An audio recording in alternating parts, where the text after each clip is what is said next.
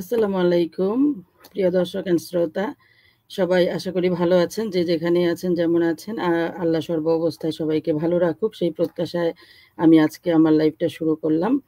আমার অনেক আপুদেরকে সাথে নিয়ে। আমার সাথে আছেন আজকে আমার বিজ্ঞ কোচেরা, আমার এই বিজনেস কোচ। আমার সাথে আছেন কামরুন নাহার কান্তা আপু, কামরুন নাহার আপু, জয়নাব আপু, সুরাইয়া আপু অ্যান্ড শেফা আপু। আমি আজকে আমি ওনাদের পরিচয়টা আমি নিজে বলছি না। আমি সব আপুদের মুখ থেকে পরিচয় জানবো, এবং আজকে আমি যেই কারণে আপুদেরকে নিয়ে আসলাম স্পেশাল লাইভে, আমি সেদিকেই চলে যাব। আমি আর নিজে কোনো বেশি কথা বলছি না, আমি শুধু আমার ছোট করে পরিচয়টা দিয়ে আসছি। আমি রোকসানা রহমান সোহেলি, আমি ইউএস এর ফ্লোরিডাতে থাকি আমার ফ্যামিলির সাথে। ফুল টাইম জব করি। ফুল টাইম জবের পাশাপাশি আমি এই বিজনেসটা করছি, আলহামদুলিল্লাহ খুবই প্রাউডলি করছি। আর আজকে আমি যে কারণে লাইভে আসছি, আমরা এখানে দেখতে পাচ্ছেন স্ক্রিনে আমরা সবাই আপুরা আছি, 6 জন আপু। আমরা সবাই বিদেশে থাকি, মানে বাংলাদেশের বাইরে থাকি। তো এখানে এসে আমরা সবাই কম বেশি জব করি। জব করার পরিবারের প্রয়োজনেই জবটা করি। তারপরেও দেখা যায় যে আমরা পরিবারকে অনেক সময় দিতে পারি না। যদি এমন হতো যে ঘরে থেকে আমরা কিছু করতে পারতাম, তাহলে তো আমাদের জবটা করতে হতো না। সেই চিন্তা থেকে আমার এই বিজনেসে আসা। এই বিজনেসে আসার জন্য আমাকে অনেক কিছু, যেটাকে বাংলায় বলা হয় কাঠখড়ি পোড়াতে হয়েছিল। তো সেগুলো নিয়েই আজকে আমি কথা বলবো। নিশ্চয়ই আমাদের আপুদেরও কোনো না কোনো একটা প্রতিবন্ধকতা ছিল। সেইখান থেকে আলহামদুলিল্লাহ আমরা এই বিজনেসটাতে এসে মোটামুটি সাকসেসফুল। আমার সাথে আছেন 4 জন কোচ আপু এবং আমি আর শেফা। আজকে জানবো আপুদের কাছ থেকে এই বিষয়গুলো। আমি চলে যাচ্ছি আগে। সুরাইয়া আপু বলছিল যে সুরাইয়া আপুর মনে হয় কোনো একটা তাড়া আছে, বাচ্চাদেরকে স্কুলে ড্রপ করবে, আর সুরাইয়া আপুর কাছে যাওয়া উচিত আগে। আমি যাচ্ছি সুরাইয়া আপুর কাছে। সুরাইয়া আপু, তুমি তোমার ছোট করে পরিচয়টা দিয়ে তুমি একটু বলবে এই বিজনেসে আসার পিছনে কি তোমার এমন কিছু ছিল বাধা, যেখান থেকে তুমি এই বিজনেসে এসে একদম সাকসেসফুল মানুষ। থ্যাংক ইউ রোকসানা আপু, থ্যাংক ইউ সো মাচ এত সুন্দর একটা অ্যারেঞ্জ করার জন্য। স্পেশালি কামরুন নাহার আপুকে আমরা আসলে পাচ্ছিলাম না, আপু অনেক ব্যস্ত। আমি কয়েকটা লাইভে, তো খুব আপুকে দেখে খুব ভালো লাগতেছে। কান্তা আপু বা অন্য আপুদের সাথে আমার আসলে লাইভ হয়েছে। আই ফিল ভেরি অনার আপনি এরকম একটা আয়োজন করছেন। আর আসলে প্রতিবদ্ধকতা ছোট্ট করে যে বলি, যে আপনি যে বললেন যে আজকে আমার বাচ্চা ড্রপ করতে হবে, কিন্তু আমার কিন্তু লাইভের শিডিউল এখানে দেওয়া।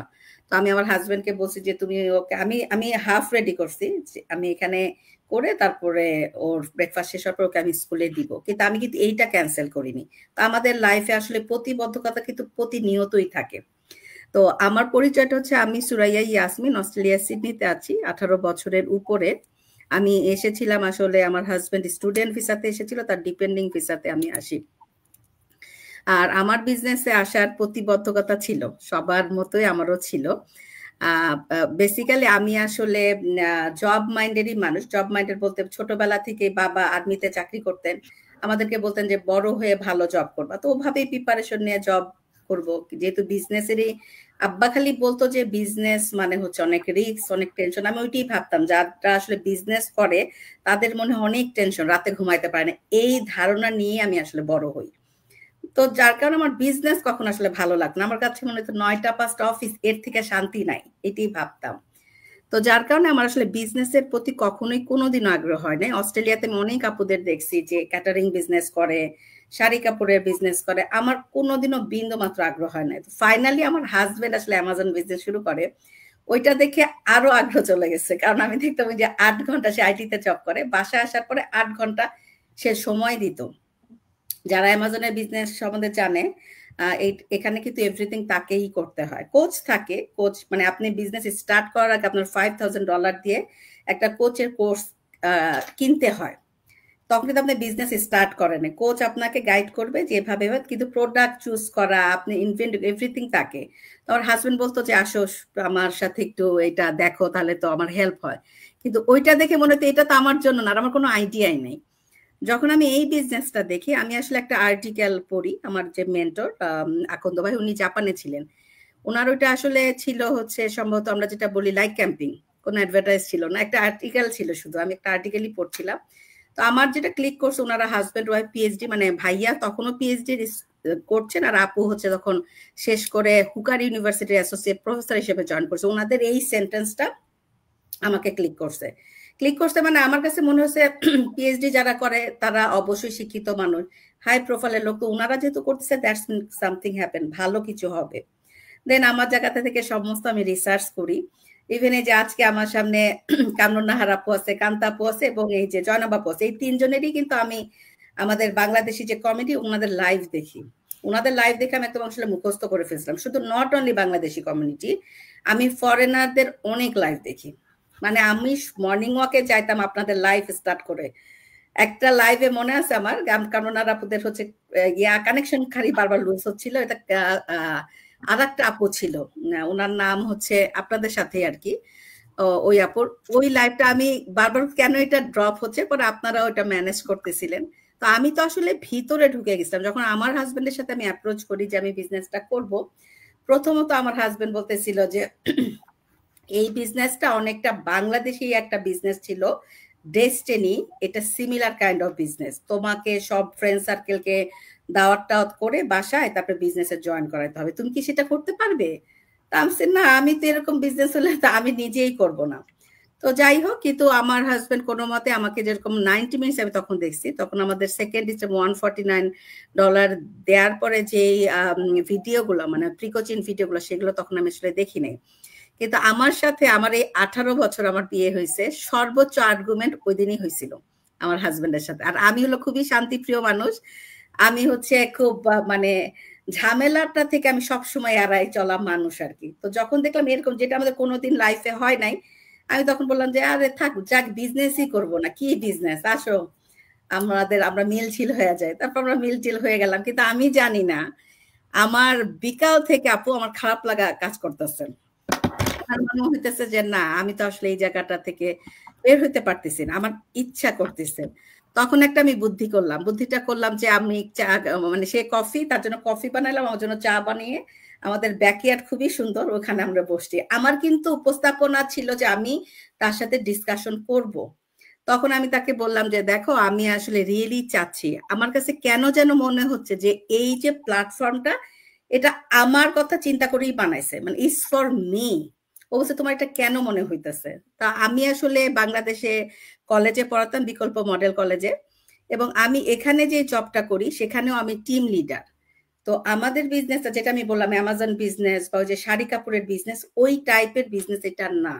এখানে আমাকে কোনো প্রোডাক্ট সেলিং করতে হবে না, এখানে মানুষ ঢুকাইতে হবে না, এটা অনেকটা টিচারের সাথে মিল আছে এই বিজনেসটাতে। মানে আমি কনফিডেন্ট আমি পারবো, এখানে আমার মেন্টর বা আমি অ্যাজ এ মেন্টর আমি একটা টিমকে গাইড করব, এই কনসেপ্টটা আসলে আমার কাছে ভালো লাগছে এবং আমার কাছে মনে হচ্ছে আমি পারবো। তারপর আমি বললাম ওকে ফাইন, যদি এটা ডেস্টিনি ডি হয়, পুরা ডেস্টিনি হইতে হবে না, এটা যদি ডেস্টিনি ডি হয়, আমি তোমাকে প্রমিস করলাম আমি আসলে বিজনেসটা করব না, বাট আমি আসলে রিসার্চ করে 100% দেখতে চাই। যেহেতু ওরা বলতেছিল যে সেকেন্ড স্টেপে বিজনেসের পুরা মডেল আছে, এখানে আমরা কোন কোম্পানির সাথে অ্যাফিলিয়েট, প্রোডাক্ট গুলো কি, এভরিথিং আসলে এখানে আছে, তো আমি এটা আসলে দেখতে চাই। তখন বললো যে ওকে ফাইন, তুমি তাহলে দেখো। আমরা ক্রেডিট কার্ডটা নিয়ে বসছিলাম যে আমরা ওইটা দেখবো 3 ঘন্টা এবং তখনই আমরা রিফান্ড নিব। এবং আমি ভাইয়াকে বলতেছিলাম, আমাদের এখানে ওয়েলকামিং পোস্ট দেওয়া হয়, আমি ভাইয়াকে বলতেছিলাম যে ভাইয়া আমার কোনো পিকচার যেন কোথাও যেন না, কারণ আমি জানি যে আমি জানি না যে আমি বিজনেসটা করবো কিনা। কিন্তু সব থেকে মজার ব্যাপার, 3 ঘন্টার ভিডিও প্রেজেন্টেশন দেখার পরে আমার হাজবেন্ডই আমাকে বলছে, ও আবার ভিডিও দেখার মধ্যে একটু কাহিনী আছে, সে কিন্তু আগ্রহ নিয়ে ভিডিওটা দেখে নাই, বাট আমি খুব ট্রাই করতেছিলাম এঙ্গেজ করার জন্য, কারণ ভিডিও না দেখলে তো আসলে বুঝবে না। সে বারবারই মোবাইল টোবাইল দেখছিল, আমি তখন না মোবাইল দেখলো ওইটা দেখা, আবার আমি পিছনে নিতাম, নিয়ে আবার দেখছি। তো যার কারণে সে বুঝতে পারছে যে না, আমাকে ছাড়বে না, আমাকে দেখাবেই সে। আর আমি সবসময় চিন্তা করছি একটা বিজনেস করবো, অবশ্যই হাজবেন্ড ওয়াইফ মিলে একটা ডিসিশন নিলে ওটা ভালো হবে। আর আমার যেহেতু বিজনেস সম্বন্ধে ধারণা নাই, আমি সবসময় চিন্তা করছি আমার থেকে বেটার আমার হাজবেন্ড বলতে পারবে, এজন্য তাকে ইনভলভ করা আসলে। তো তারপরে যাই হোক, তখন সে বললো it's a very unique business and very different concept, go ahead, best of luck. আমার হাজবেন্ডের অনুপ্রেরণায় আমি কিন্তু বিজনেসে আসছি। শুধু সেটা না, আমার প্রত্যেকটা স্টেপে বা আজকে আমার যে সাকসেসের পিছনে উপরে আল্লাহ লাখ লাখ শুকরিয়া, বিহাইন্ড দ্য সিন আমার হাজবেন্ড। এভরি স্টেপে, যে এখনো কিন্তু আমার হাজবেন্ডই হেল্প করে যাইতেছে, আমার বাচ্চা সে রেডি করাচ্ছে, আমি লাইভে বসছি। তো এইটা, এবং সে আমি স্টার্ট করার 1 মাস পরে কিন্তু সে স্টার্ট করে, এবং আলহামদুলিল্লাহ সেও কিন্তু বিজনেস এখন ভালো একটা অ্যাচিভমেন্ট করছে, 5th মাইলস্টোন অ্যাচিভ করছে। তা আমার এই প্রতিবদ্ধকতা ছিল, এবং আলহামদুলিল্লাহ সেটা থেকে আমি বের হইতে পারছি। মেসেজ খালি আপু, যেহেতু আমি লিভ করব, মেসেজ আমি এটা দিতে চাই, সবার হাজবেন্ড আমরা জানি ডিফারেন্ট, যার হাজবেন্ড সে জানি, আমাদেরকে মানে আপুদেরকে বুঝতে হবে যে কোনটা রাইট টাইম। আমি যে বললাম যে ওই দিনটা খুব আর্গুমেন্ট হলো, ওই দিন যদি আমি তাকে ফাইট করতাম, ওই দিন যদি আমি বলতাম ওকে ফাইন, আমি নিজেই জব করি, ইনভেস্টমেন্ট আমার আছে, আমি স্টার্ট করব, তাহলে কিন্তু আজকের দিনটা এরকম সুন্দর হইতো না, তখন আমাদের মধ্যে ফাইট থাকতো। কিন্তু আমি কিন্তু সেটা করিনি, আমি আমার হাজবেন্ডকে সুন্দর একটা পরিবেশে আমি কিন্তু অ্যাপ্রোচ করছি, যার কারণে আমার হাজবেন্ড একসেপ্ট করছে। তো ওরকমই যার হাজবেন্ড সেইটা বুঝবে, সেভাবে অ্যাপ্রোচ করা। তো আমারটা এতটুকুই আপু, আমি এভাবে করে আসলে বিজনেসটা স্টার্ট করা এবং বিজনেসটা সামনের দিকে এগিয়ে যাচ্ছি আলহামদুলিল্লাহ, এবং খুবই হ্যাপিলি বিজনেসটা করতেছি আপু। থ্যাংক ইউ আপু। তোমাদের মতো আপুদেরকে দেখে আমি তো এখানে বেশি দিন না, বাট আমিও তোমার মতো এরকম আপুদের ভাইয়াদের লাইভ দেখে অ্যাড দেখে আসতে আজকে এখানে আলহামদুলিল্লাহ আমিও চলে আসছি। ধন্যবাদ তোমাকে তোমার সুন্দর এক্সপ্লেনেশনের জন্য। আমি জানি তোমার তাড়া আছে, তুমি হয়তো চলে যাবে। তুমি যদি চলে যেতে চাও, তোমার যখন সময় হয় তুমি চলে যেও, সমস্যা নেই। ধন্যবাদ তোমাকে।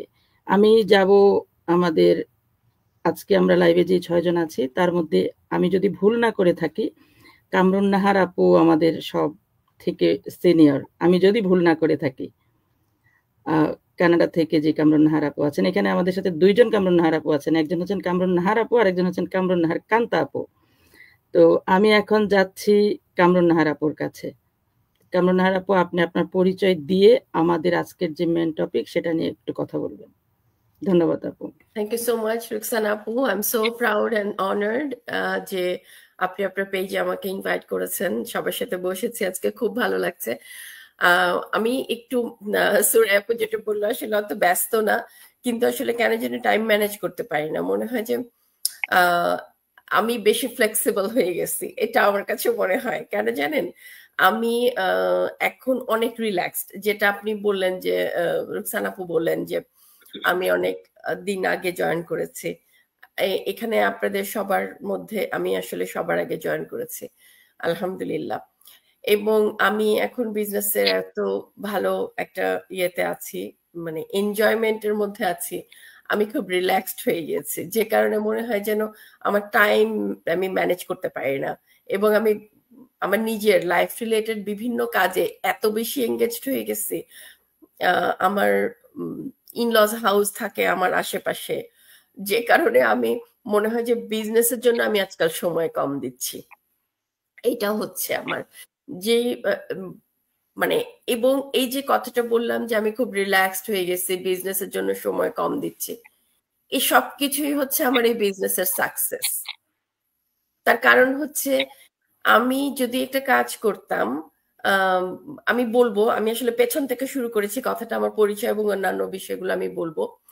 বিজনেসের কথাটা একটু বলে নেই, যে আমি যদি এখন একটা কাজ করতাম, সেটা 9 to 5 জব হোক বা অন্য কোনো মানে স্টোরে হোক বা যেখানেই হোক না কেন, আমাকে যে স্কেডিউলটা বেঁধে দেওয়া হতো, তার বাইরে যাওয়ার আমার কোনো সুযোগ ছিল না, কোনোই সুযোগ ছিল না। ওই বেঁধে দেওয়া স্কেডিউলে আমাকে চলতেই হতো। আমি মানে কি বলবো, পারতাম বা না পারতাম, কষ্ট কোন পর্যায়ের হচ্ছে, এসব কোনো কিছুই ম্যাটার করতো না, আমাকে ওই স্কেডিউল মেনটেন করতেই হতো। তো এখানে আমার বিজনেস আমাকে এটা অ্যালাউ করে যে আমি আমার মতো করে একটা লাইফ লিড করব, এবং আমি বলতে চাই যে আমি এনজয় করি আমার লাইফটা, এখন আমার মতো করে আমি চালাতে পারি, যে কারণে আমাদের এই বিজনেসটা তো অত বেশি টাইম ডিমান্ড করে না। তো তো আমি আরো বেশি একটু রিল্যাক্সড হয়ে গেছি, এই হচ্ছে আমার অবস্থা। এই জন্য আমাকে মাঝে মাঝে পাওয়া যায় না, আমি একটু ফ্যামিলির মধ্যে বেশি বিজি হয়ে গেছি। এটাই আর কি। তো thank you so much Ruksana আপু। আমি ক্যানাডাতে থাকি, অটোয়াতে। আমার দুজন কন্যা আছেন, তারা ইউনিভার্সিটিতে পড়েন দুজনেই। আমার হাজবেন্ড গভর্নমেন্টে কাজ করেন। আমার হাজবেন্ড অনেক আগে থেকে এখানে ছিলেন, আমি তার ডিপেন্ডেন্ট হিসেবে আমি আমার বাচ্চাদেরকে নিয়ে এখানে এসেছি। আমি 2021-এ বিজনেসে জয়েন করেছি, এবং যদিও আমি এখানে সবচেয়ে পুরনো বিজনেস ওনার, কিন্তু আমি হচ্ছে মনে হয় সবচেয়ে কম সময়ের মধ্যে বিজনেসে জয়েন করেছি অ্যাজ অ্যান ইমিগ্রেন্ট। কারণ হচ্ছে আমি ইমিগ্রেন্ট হয়ে আসছি 2020-এ, এবং ঠিক তার 9 মাস পর আমি বিজনেসে জয়েন করি। সেদিক থেকে যদি বলি তাহলে আমি হচ্ছে সবচেয়ে নিউ ইমিগ্রেন্ট যে বিজনেসে জয়েন করেছিলাম, এবং এই সাহসটাও আমার হয়েছিল বিজনেসের সুরাপু যেটা বললেন যে বিজনেসের যে ইয়েগুলো আমাদের ওয়েবিনার, এবং তারপরে যে আমরা 149 পে করে যে আমাদের ইন্ট্রোডাক্টরি যে ভিডিওস গুলো আমরা দেখি, সেই ভিডিওস গুলো দেখে। এবং এখানে একটা মজার একটা এক্সপিরিয়েন্স আমি বলি, সেটা হচ্ছে যে আমি যখন ফ্রি ওয়েবিনার গুলো দেখতাম তখন আমার কাছে মনে হতো যে আমি শিখছি। তারপরে আমার মনে হতো যে আমি 1 টাকাও খরচ করব না, আমি কোনোভাবেই এই বিজনেসের জন্য 1 টাকাও খরচ করব না, এটাই ভাবতাম। তো তারপরে যখন একটার পর একটা স্টেপস গুলো যখন আমি পার হলাম, তখন মনে হলো যে এই বিজনেস আমাকে করতেই হবে। এবং আমি সেই সময় একটা রিটেল স্টোরে কাজ করছিলাম। সেখানে এত 9 to 5 ব্যাপারটা নাই, সেখানে হচ্ছে ঘন্টার পর ঘন্টা দাঁড়িয়ে থাকা। আমি ক্যাশে কাজ করতাম, কাজ কঠিন না, কিন্তু দাঁড়িয়ে থাকাটাই আমার জন্য কঠিন ছিল। এত ঘন্টা, সারাদিনে 8-9 ঘন্টা, 10 ঘন্টা। তো এইটাই ছিল আমার জন্য সবচেয়ে বড় চ্যালেঞ্জ। তো যার জন্য আমার মনে হতো যে আমি বেশি দিন কোনোভাবেই এই কাজ করতে পারবো না, কন্টিনিউ করতে পারবো না। আমাকে এমন কিছু খুঁজে পেতে হবে যেটা আমাকে একটু কমফোর্ট দিবে, একটু ফিজিক্যাল কমফোর্ট দিবে। আমার ওখানে কোনো মেন্টাল ছিল না, মানে কি এঙ্গেজমেন্ট ছিল না।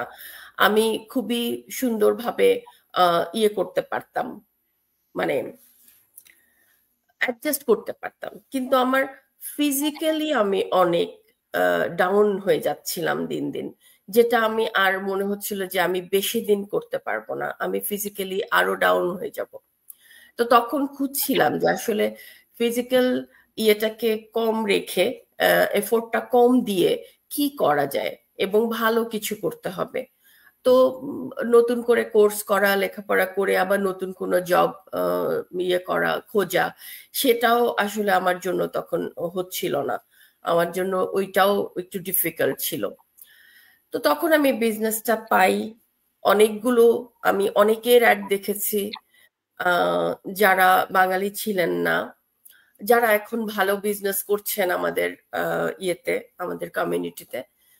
কিন্তু আমার মেন্টরের সাথে আমি বাংলায় কথা বলতে পেরে আমার এত ভালো লেগেছে, এবং আমার কাছে ওনার সাথে যখন আমি ফোনে কথা বলি, আমার প্রথম কথাটাই ছিল যে আমার এত ভাল লাগছে, আমি বাংলায় কথা বলছি।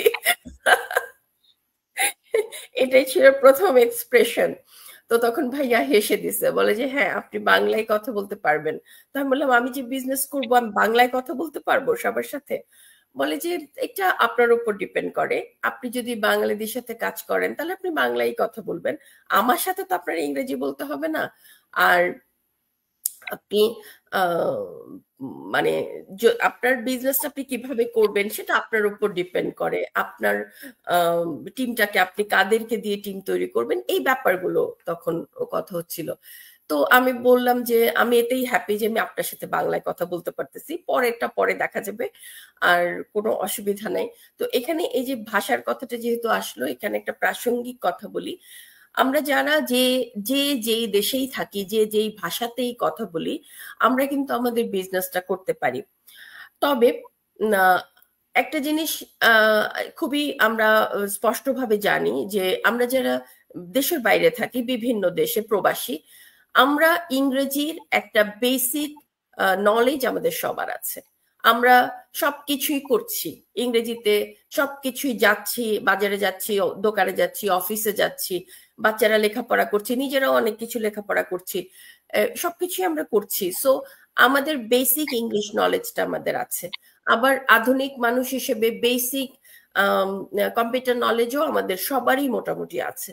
তো এই কারণে আমাদের বিজনেসে যে ইংরেজি যতটুকু দরকার হয়, কম্পিউটার নলেজ যতটুকু দরকার হয়, এটা আমাদের বেসিক নলেজটা সবারই থাকে, এবং এটা আমরা গিভেন ধরে নিয়েই কিন্তু কথা বলি। যে কারণে আমরা অনেক সময় বলি যে ইয়ে লাগবে না, কোনো এক্সট্রা কোয়ালিটি লাগবে না। দ্যাট ইজ ট্রু, আমরা বলি যে এক্সট্রা কোয়ালিটি লাগবে না, বাট একদমই যে মানুষটা কিছুই জানে না তার জন্য তো আসলে কিছু বলার নাই। তো এই আর কি, আমি মনে হয় আলোচনা থেকে অনেক দূরে চলে গেছি।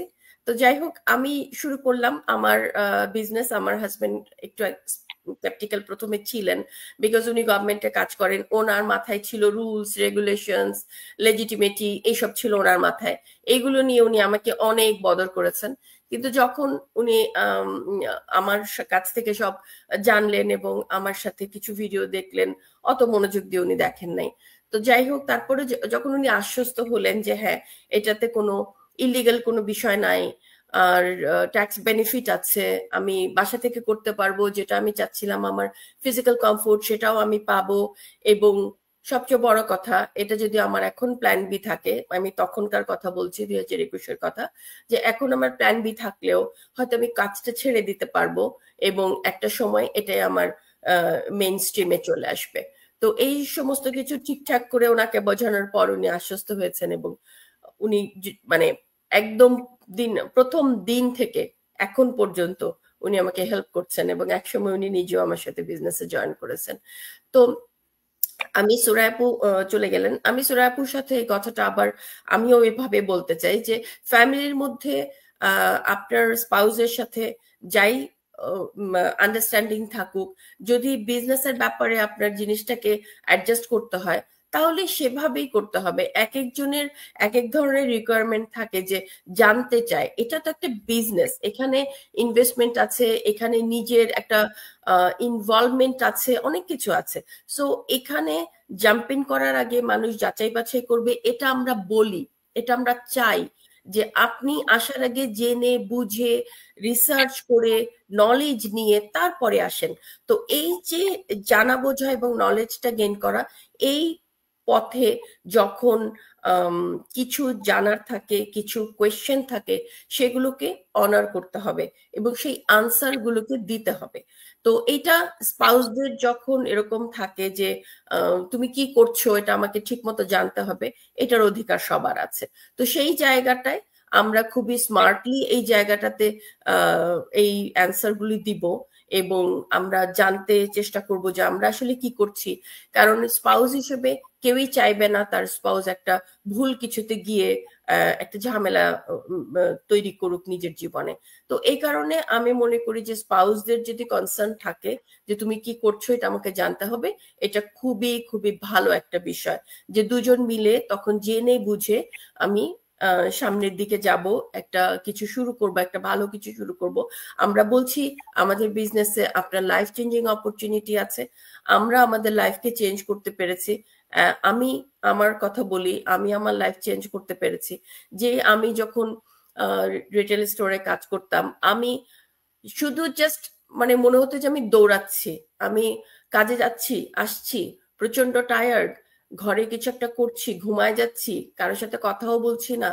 কারোর সাথে আমি কোনো দাওয়াত থাকলে মনে হয় আমার আরো টায়ার্ড লাগতো, যে আমি আবার ওখানে যেতে হবে, রেডি হবার। নিজের বাসায় কাউকে ইনভাইট করা তো আমার মনে হতো জ্বর আসতো আমার, মানে মানে অসম্ভব মনে হতো। দ্যাট মিনস একটা নর্মাল লাইফ লিড করাই আমার জন্য কঠিন হয়ে গিয়েছিল। সেখানে আমি দেখেন এখন যেটা বলছি যে আমি খুবই রিল্যাক্সড, যে বিজনেসের কোনো কিছুতে আমাকে একটু দেরিতে ইয়ে করেন, আপনারা খুঁজে পান। বেসিক জিনিসগুলো করি, যেটাতে খুব বেশি টাইম আমাকে দিতে হয় না, আর আমি আমার ফ্যামিলি লাইফটাকে খুব এনজয় করি। তো এই হচ্ছে আসলে ডিফারেন্স। তো এই ডিফারেন্সটা সবাই যার যার জীবনে এক্সপেরিয়েন্স করছি আমরা, যে কার জীবনে কি ডিফারেন্সটা হয়েছে। তো thank you so much Roksana আপু, আমার মনে হয় আমি বলতে পেরেছি আমার টপিকে। Thank you so much. Thank you আপু। আমরা প্রত্যেকেই আসলে কোনো না কোনো ভাবেই এইভাবেই বুঝিয়ে, যারা আমরা প্রথমে আসছি, আমরা মানে আপুরা মেয়েরা, আমাদের ঘর থেকে যে প্রথমেই আমাদেরকে আগে বলছে যে তোমরা এই বিজনেসটাতে যাও, তারপরে আমরা দেখব। আমার মনে হয় খুবই কম এরকম আমরাই আগে আসছি বা আমরা দেখে, যেহেতু আমরা ফ্যামিলিকে থাকতে, আপনি যেটা বললেন যে ফ্যামিলি টাইমটাকে আপনি খুব এনজয় করেন, এরকম আমরা কিন্তু সবাই ফ্যামিলি টাইমটাকে একটু বেশি ভালোবাসি, যে যদি দেওয়া যেত। তার উপরে যদি জব করতে হয়, মানে একটা স্কেজুয়াল অনুযায়ী 9 to 5 বলেন, কিংবা যেমন আমার কথা বললে আমি বলি আমি 7 ডেতে জব করি এখনো পর্যন্ত। তো সেখান থেকে বের হওয়ার জন্য আমাদের চোখেই যেন আগে পড়তো মানে এই বিষয়গুলো। তো সেখানে আমরা যেভাবেই হোক সুন্দর করে বুঝিয়ে সুঝিয়ে আমরা তো আসছি আলহামদুলিল্লাহ। এখন আমি বলতে পারি প্রত্যেকের হাজবেন্ড যারাই বলছিল যে না দেখো এটা এমন হতে পারে ওটা এমন হতে পারে, যাওয়া দরকার নেই, তারা এখন সবাই পজিটিভ আলহামদুলিল্লাহ। খুবই পজিটিভলি আমাদেরকে এই বিজনেসটা করতে দেখতেছেন এবং ওনারাও খুশি। ধন্যবাদ কামরানার আপু। আমি এখন কান্তাপুর কাছে যাব। কান্তাপুর কাছে যাওয়ার পরে শেফা যাবে জয়নাব আপুর কাছে। তার আগে শেফা হয়তো পড়বেন। আমাদের সাথে আছেন অনেকেই আমাদেরকে দেখছেন। আর অনেকে একজনে বলছেন যে সব তারকারা একসাথে দেখে খুব ভালো লাগছে। আমার টপিকটা ভালো লাগলো। ওনারা কি সুন্দর করে বললেন যে সব তারকারা সব একসাথে। আমরা তারকা না, আমরা কোনো মিডিয়া পার্সন না, বাট আমরা খুব গর্বের সাথে বিজনেসটা করি এবং আমরা এখানে যারা আছি সবাই খুবই ফ্যামিলি বন্ডিং এর মধ্যে থাকি অলওয়েজ। যাচ্ছি কান্তাপুর কাছে। কান্তাপু। Thank you, Roxana Apu. Thanks for having me today. আর আসসালামু আলাইকুম সবাইকে। আমি কামরুন নাহার কান্তা। আমি বস্টন ইউএসএ তে আছি। আমার দুটো টিনেজার স্পেশাল নিড বয় এবং আমার হাজবেন্ড সহ। আমার যেহেতু স্পেশাল নিড দুটো বাচ্চা, আমার স্ট্রাগলটা মনে হয় এখানে যারা আছেন তাদের থেকে একটু ভিন্নই। আমার স্ট্রাগলটা ছিল কেমন, এই বিজনেসে আসার আগে আমার লাইফটা এমন একটা লাইফ ছিল যে আমি 24/7 জাগলিং করতাম। আর রোবোটিক লাইফ কাকে বলে, মানে আমার লাইফটাই হয়তো বা তার একটা জলজান্ত উদাহরণ হতে পারতো। কারণ আমার হাজবেন্ডের সাথে আমার স্যাটারডে সানডে ছাড়া আমরা কোনো ইম্পর্টেন্ট ম্যাটার ডিসকাস করতে পারতাম না। কারণ তার জব, আমার জব, আর এই দুইটা স্পেশাল নিড বাচ্চাকে ওদের একদম 0 থেকে, দুটা স্পেশাল নিড বাচ্চা আমার এমন যে মনে করেন যে আমার লাইফে সারা জীবনের জন্য দুটা টডলার, যে আপনি কখনোই ফ্রি হতে পারবেন না। আর আমার বড় ছেলেটা তো একেবারে 100% হেল্প ওর প্রয়োজন ফর এভরিথিং। সো আমাদের এমন লাইফ ছিল যে যার কাজ, আমার কিছু পার্ট আছে বাচ্চাদের জন্য, ওর কিছু পার্ট আছে, ওগুলা করার পর নিজেদের অফিস, দেন আবার পরের দিনের জন্য রেডি হওয়ারও তো আরো কত কিছু ম্যাটার আছে। স্ন্যাক রেডি করো, লাঞ্চ রেডি করো, মানে একেবারে রোবোটিক লাইফ। বললাম না যে একটা ইম্পর্টেন্ট কোনো ম্যাটার নিয়ে আলাপ করবো, সেটার জন্য স্যাটারডে সানডে জন্য ওয়েট করতে হতো, এছাড়া কথা হতে পারবে না। আর এই লাইফটার যে একটা কিরকম মানে নেগেটিভ ইম্প্যাক্ট পড়তে থাকে, যেটা হয় যে আমি একেবারেই সমাজ বহির্ভূত টাইপের হয়ে গেলাম। যেমন আমার অনেক আত্মীয় স্বজন সার্কেল ছিল যাদের কারোর সাথে আমি কখনো যোগাযোগ করতে পারতাম না। সোশ্যাল লাইফও আমার খুবই কম ছিল, খুবই কম, যে তাও আমি যেতে পারতাম না। আমি লাস্ট যে সোশ্যাল লাইফটা মেনটেন করতাম সেটা হচ্ছে যে আমি সবাইকে বলতাম যারা আছো আমার কাছে আসো। আমি মোস্টলি দেখা যেত যে ডাকতাম বাসায়, একদিন সবার সাথে দেখা হতো অনেকদিন পর এমন। কিন্তু এই সব কিছুর মধ্যে দিয়ে যেটা হচ্ছিল যে মানে আমার আমিত্বটা যেটা থাকে, যে আমাদের সবার যে একটা নিজস্ব সত্তা থাকে, ওই সত্তাটা একেবারেই মরেই যাচ্ছিল বলতে মরেই গেছিল। কারণ এত রুটিন বেস লাইফ, তার মধ্যে বাচ্চাদের নিয়ে এত স্ট্রাগল, এই সব কিছুই। আর তাছাড়াও আমি জব করতাম, আমাকে অনেকেই বলতো যে তুমি এত কষ্ট করে কেন জব করো, তাও আবার স্পেশাল নিডদের সাথে জব করো। কিন্তু আসলে ওই জবটা আমার জন্য কখনোই প্রেশার ছিল না, বরঞ্চ ওই জবটা আমার জন্য একটা ডাইভার্সিফিকেশন ছিল। আমার মাইন্ডটাকে আমি ডাইভার্ট করতে পারতাম আরো একটা দিকে, অন্য দিকে, প্লাস অন্য বাচ্চাদেরকে হেল্প করতে পারে আমার কাছে খুবই ভালো লাগতো। এবং আমি শিখতামও সেখান থেকে, সেটা আবার এনে আমি আমার বাচ্চাদের জন্য ইউজ করতাম।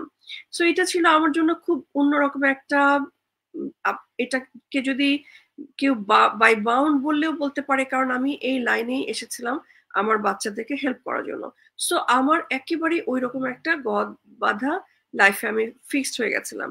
এখন একটা সময় আমি সিটি মুভ করলাম 2022-তে আমি সিটি মুভ করে এখানকার একটা সিটিতে আসছি, নতুন সিটিতে। এই সিটিটাতে আসার পর, এটা আমাদের মেইন সিটি থেকে একটু 45 মিনিটস ড্রাইভিং, একটু দূরে। এখানে আসার পর আমি আর ওই পিসিএ পাচ্ছিলাম না, মানে যারা পার্সোনাল কেয়ার অ্যাটেন্ডেন্স, যাদেরকে সেট করে আমি আমার জবটা এত বছর মেনটেন করেছিলাম, আর আমি তাদেরকে পাচ্ছি না, কারণ এত দূরে এসে কেউ আর কাজটা কন্টিনিউ করতে চাচ্ছে না। প্লাস এখান থেকেও আমি সেরকম মানুষ পাচ্ছিলাম না। তখন একটা অবস্থা এমনই ছিল যে আমাকে জবটা ছাড়তে হবে, এটা ছাড়া আর কোনো ওয়ে ছিল না। সো আমি জবটা ছাড়লাম। জবটা ছাড়ার আগে আমি ভাবছিলাম যে আমি কি করব, কারণ আমি যদি জবটা ছেড়ে ঘরে বসে থাকি, আমার তাহলে সিক হওয়া ছাড়া আর কোনো ওয়ে থাকবে না, কারণ আমার লাইফে অমন টাইমও গেছে। আমার লাইফে একটা ডার্ক 8 ইয়ার্স ছিল, আমার লাইফের ডার্ক পার্ট। এবং এই 8 ইয়ার্স এর মধ্যে 2 ইয়ার্স আমি ডিপ্রেশনে ছিলাম, আমি মেডিসিন নিতাম। সেইখান থেকে আমি নিজেকে বাউন্স ব্যাক করে নিয়ে আসছি আজকের এই পজিশনে। সো আমার লাইফে আমি আর কখনোই কোনো কিছুর বিনিময়ে ওই লাইফে, ওই 8 বছরে ফিরে যেতে চাই না। তো ওই অস্থিরতাটা, ওই ভয়টা আমাকে রাতে ঘুমাতে দিচ্ছিল না। আমি ভীষণ চিন্তায় পড়ে গেছিলাম, দোয়া করছিলাম। ঠিক এরকম আমিও আমার ফেসবুকে নিউজ ফিডে স্ক্রল করতে গিয়ে আমি আমার মেন্টরের একটা অ্যাড দেখলাম। ওনার কথা ছিল যে এই বিজনেসটা আপনি ঘরে বসেও করতে পারবেন এবং যখন খুশি তখন করতে পারবেন।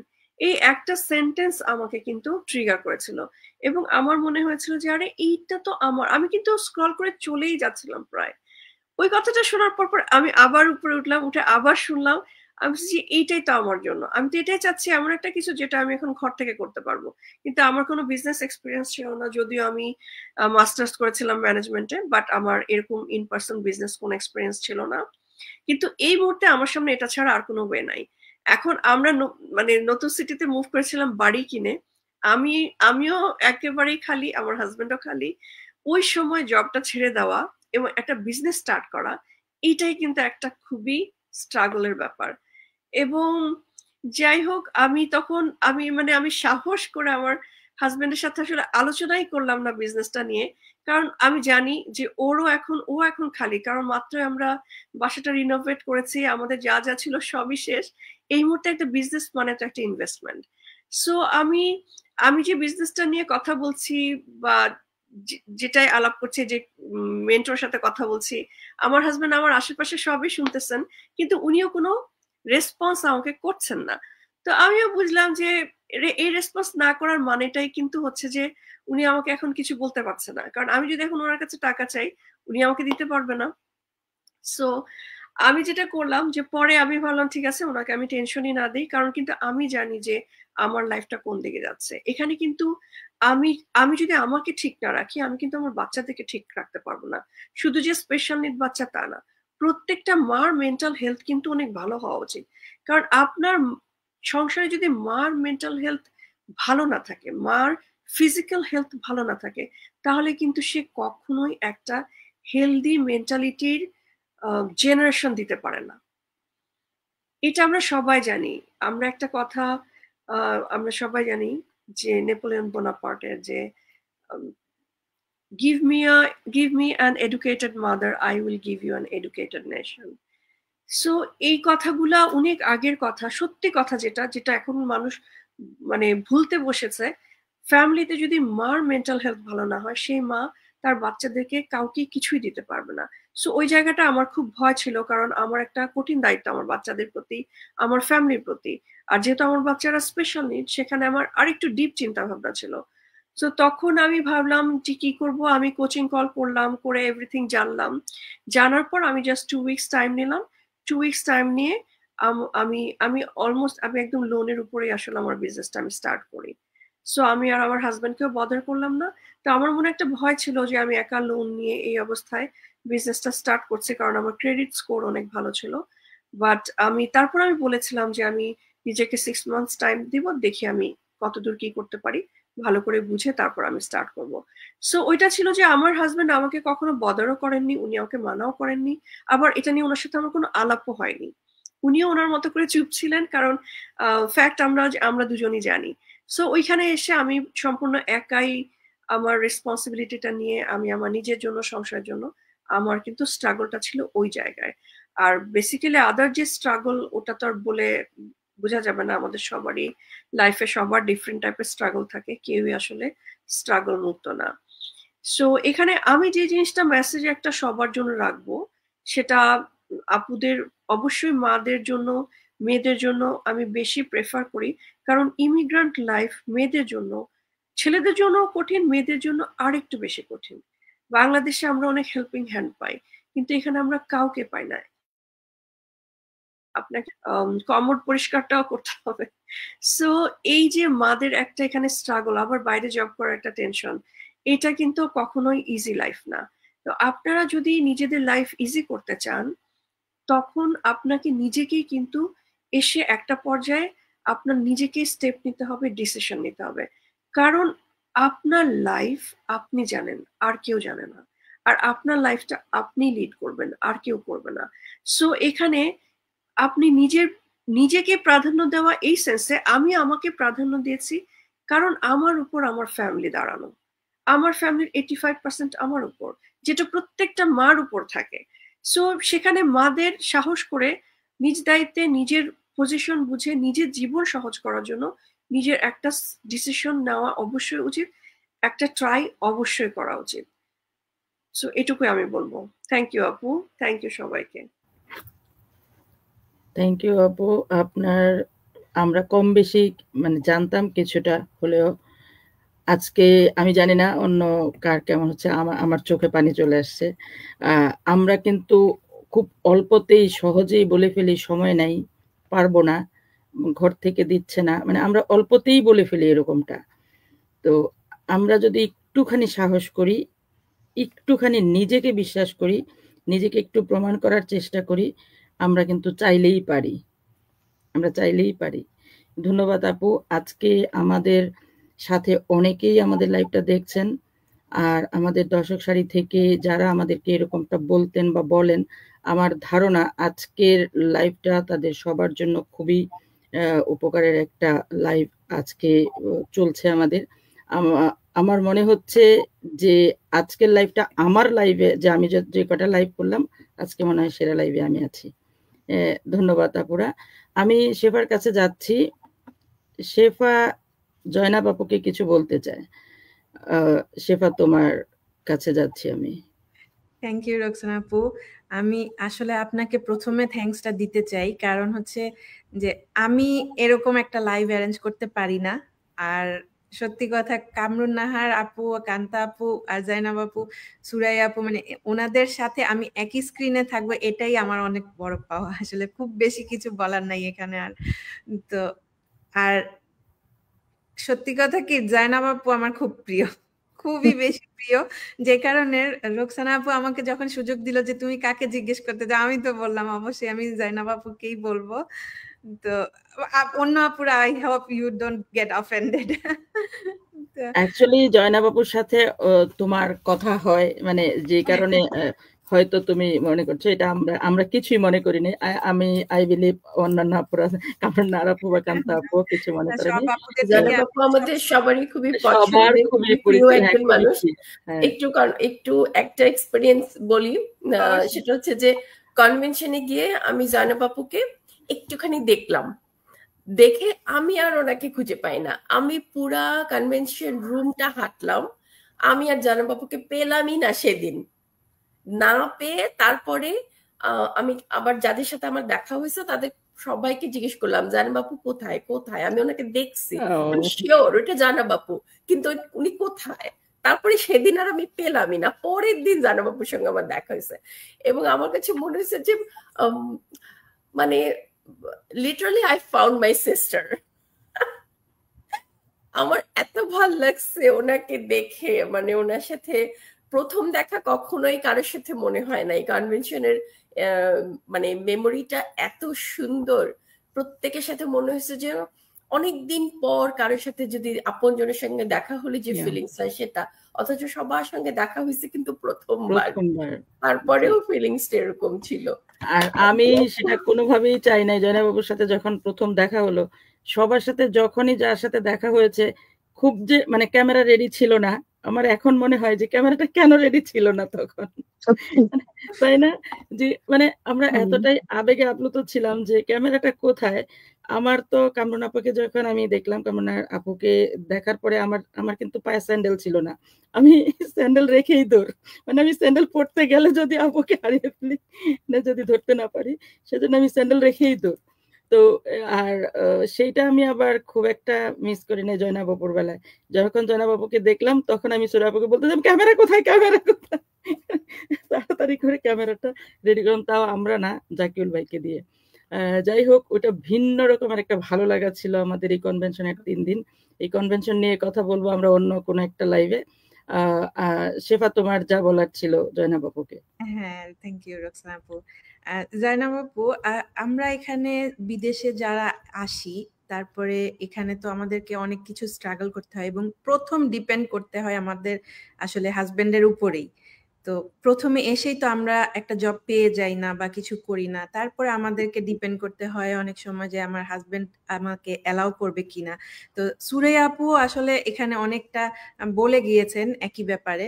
তো আমার কাছে মনে হয় যে হাজবেন্ডের সাপোর্ট না থাকলে তখন একটা মেয়ের কিন্তু বা দেশের বাইরে অনেক কঠিন হয়ে যায় সবকিছু করা, কারণ ঘরের কাজ ইজ মানে বলা যায় যে এটা অনেক বেশি, কারণ আমরা তো আসলে অনেক হেল্প পেয়ে অভ্যস্ত দেশে। দেশের বাইরে এসে যখন আমরা এই হেল্প গুলো পাই না, তারপরে আমাদের বাচ্চাদেরকে মনোযোগ দিতে হয়, ঘরের কাজ, হাজবেন্ড অফিসে যাবে সেটার জন্য প্রিপারেশন, সবাইকে একটা কমফোর্ট দেওয়ার মধ্যেই আমরা এখানে আসলে নিজেদেরকে অনেক সময় ভুলে যাই। তো এই ধরনের মায়েরা যখন এই বিজনেসটাতে আসবে বা আসতে চায়, আপনি তাদেরকে কিভাবে ইন্সপায়ার করবেন এবং এর সাথে আপনার সাথে কি কোনো কানেকশন আপনি ফিল করেন কিনা? আসসালামু আলাইকুম আপুরা। আমি মানে চাইনি ইমোশনাল হব, তারপরও ইমোশনাল আমি হয়ে সরি গেলাম। আপু। এতনি আপনারা আমাকে এরকম করে। যাই হোক, থ্যাংক ইউ সো মাচ। আমি মানে অনেক কথা আমার ভিতরে আটকে আছে, আমি ইনশাল্লাহ বলবো।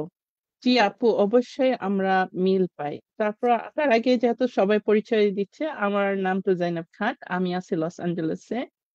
have been a housewife for a long time, mom of 4 kids, and বর্তমানে আমি একজন coach, proud digital business owner. আর এই যে আজকে বিশেষ করে মানে আমার কাছে মানে দি বেস্ট লাইফ এভার, কারণ আমি কামরুন নাহার আপুর সাথে অনেক বছর ধরেই চাইতেছি কিছু একটা করব, কিন্তু আজকে সেটা বাস্তবায়ন হয়েছে। তো তুমি ইটস সাচ অ্যান অনার। আমার কথার আগেই যে আমি একটু কামরুন নাহার আপুর কথা একটু বলতে চাই। যখন আমি বিজনেসটা শুরু করলাম, তখন আমাদের টিমে বাংলাদেশিরা মাত্র মনে হয়, যখন তানভীর ভাই মিটিং করতো বেশি হলে 30+ একটা মিটিং এ হতো, মানে অ্যাটেন্ড করতো। কামরুন নাহার আপুকে কখনো মিস করতে দেখি নাই। আর তখন তো যেভাবে তানভীর ভাই, কামরুন নাহার আপু আর যারা যারা সিনিয়র ছিলেন 5 জনের মতো, তাদেরকে নিয়ে কথা বলতেন, আমি ওই আপুদেরকে আইকন হিসেবে দেখতাম। বিশেষ করে কামরুন নাহার আপু, মানে আমাদের কাছে একটা সেলিব্রিটির মতো, like he is like there. তো 2023 তে না আপু, আমরা একটা প্রজেক্ট নিয়ে কাজ করা শিখলাম। That's the first time I was so excited। আপুর সাথে আমি অনলাইনে কাজ করলাম। সেই মানুষটাকে যখন আমি কনভেনশনে দেখলাম, যখন আমি জড়ায়ে ধরলাম, আমার কাছে মনে হয় যে আমার একটা বড় বোন আছে, খুব আদর করে, মনে হলো যে তাকে পাইছি।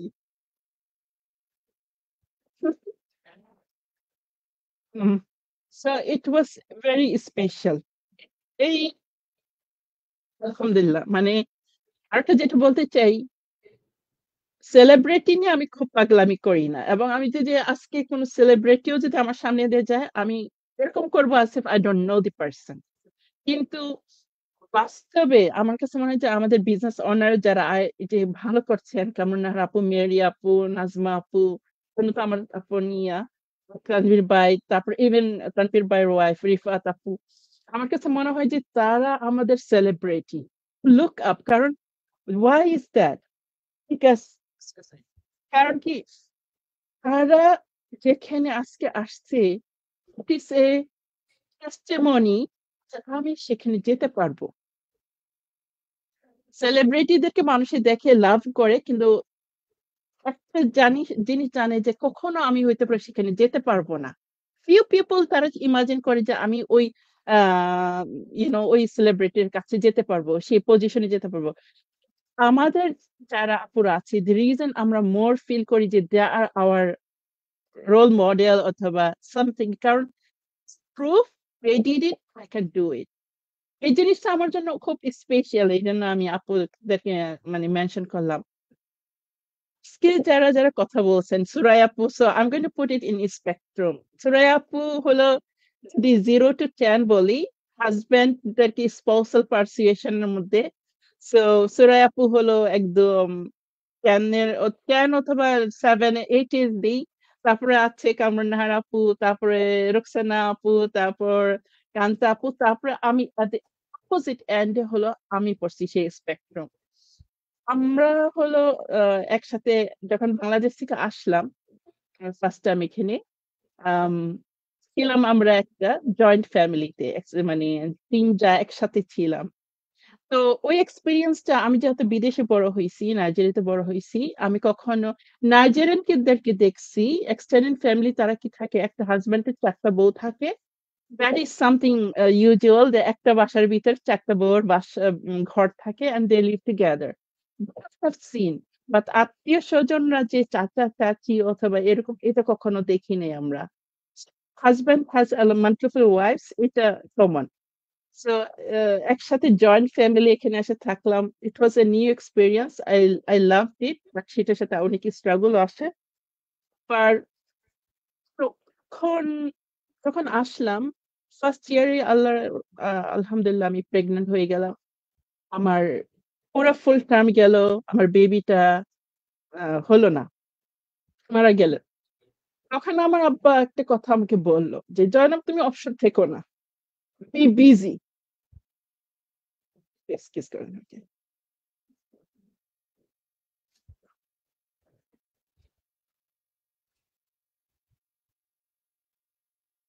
বললো যে তুমি বিজি থাকো। তো তখন আমার, যেহেতু আমি বাংলাদেশে জব করে আসছি, তখন আমি চাইতাম যে, বহুত খারাপ লাগতো যে কাজ করি।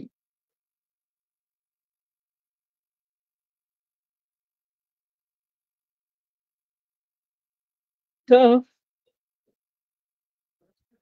কিন্তু ওই যে কিছু পারিবারিক সমস্যার কারণে আমাদের মানে শ্বশুর বাড়ির মধ্যেই নিয়ম ছিল যে বউরা কখনো জব করবে না, প্লাস আমার হাজবেন্ড সেরকম মাইন্ডেড পার্সন ছিল যে যাই হোক ওয়াইফের কাজ দরকার নাই। সো স্লোলি গ্রাজুয়ালি বাচ্চারা হলো, আলহামদুলিল্লাহ, আল্লাহ পাক আমাকে ব্লেস করলো, দুইটা আরো 2টা ছেলে, একটা মেয়ে, এদেরকে নিয়ে আমি ব্যস্ত হয়ে গেছি।